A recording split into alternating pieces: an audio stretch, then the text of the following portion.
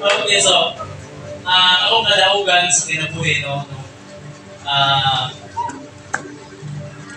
Sa sukat pa sa sinugdadagan yun, no? Pero akong i-highlight lang ng kadaugan, karon nga ni Agi ng Simana.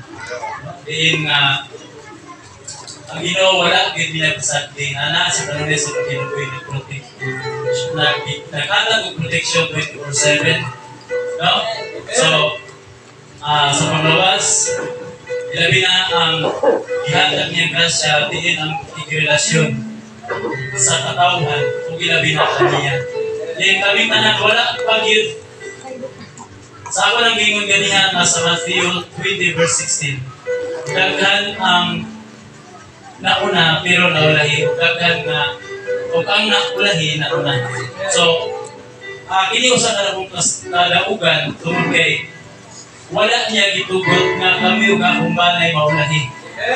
Kung sa may giandam kanamong tanan para sa pamilya, wala niya gitugot nga maulahi kami.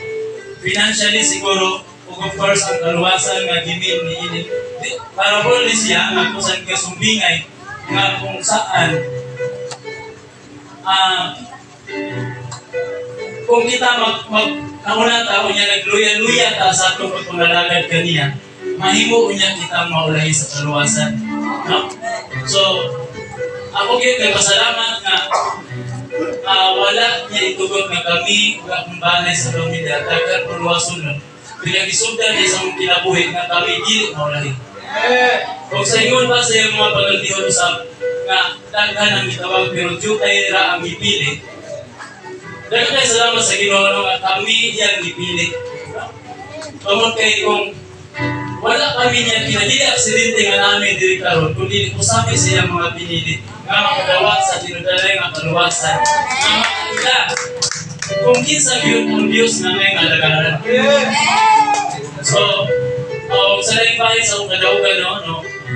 Last few days, din ako, remember mo sa kumadlawa, sa liyang kaayo ko sa litruan sa mong tubig.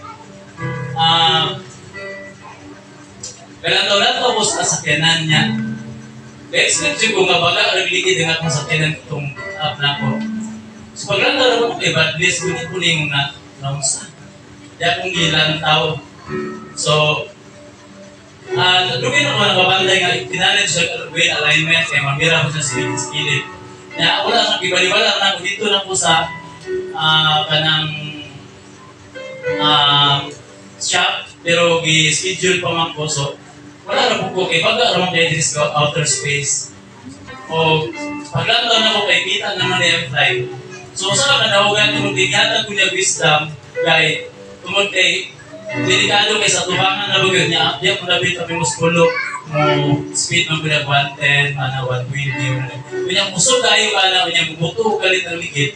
So, di makontrol isa, makontrol kung matubangan may mubuto. So, dagay kayo salamat sa Ginoo nga kitagahan ko niya giya ka, ayaw pasagad kay imong ligid dinis na. So, kung saan kadahugan, tungkol kayo kung wala niya gihatagan ako, posible nga adunay palambigit ko sa disgrasya o kung saan niya may tapos sa mga pinapunin. O kini sa kanakong kadawag, akong gibalik ang tanang lungog ni Maya sa atong po din. Fire up! Fire up! Fire up! Fire up! Uy! Naman ko sa diay! Hallelujah! Hallelujah! May magtag, kailangan sa mag-sulti sa pumungan. Amen! Dili mapugnan. Isod ko mong sulti Bisaya. Isod ko mong sulti Tagalog. Ay, taga-Manila ko 2006 ko na rin. Pero kakalisod, mag-iapot ko Storya? TikTok ng, kaya mapantay mo, nabasa ko sa Bible, doon ako. Kaya, Pilipin nila na ako, hindi mo kahit agit. Kaya, sulti, asa nang ako sa Bisaya, asa sa Tagalog, wala na, nakali. Palisod na to. Ako ang kataugan, ang simala, bisag sige may nakaw-lakaw, misis na ko, na ay nakaupot, at sa eskwelato yun, asa pala siya ganto. Ako sige ko nakaupot, at sige nagsarado ang tindahan, pagpauli ang bisag gamay ra na time. Thanks God gyapon kay bisag gamay na lang mong time na agyapon ning halin. Masalamat na dito sa Ginoo unsa siya ka maayo. Dayon, ano po kabahin sa sakyanan ko, nung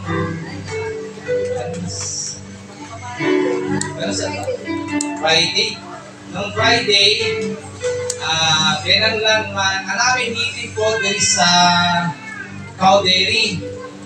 So, pag-lockdown na ako sa ilalong sa sakyanan, putol na tong shackle. Shackle, ganito po itong putol lang shackle. Kailan lang na yun, mo attend ko, dayon, mamukha ng butog, hapit. So, ako na lamang gihangyo sa Ginoo na siya nang bahala, mugiyan na ako, palayo niya sa disgrasya, palayo niya sa may tapos sa dalan.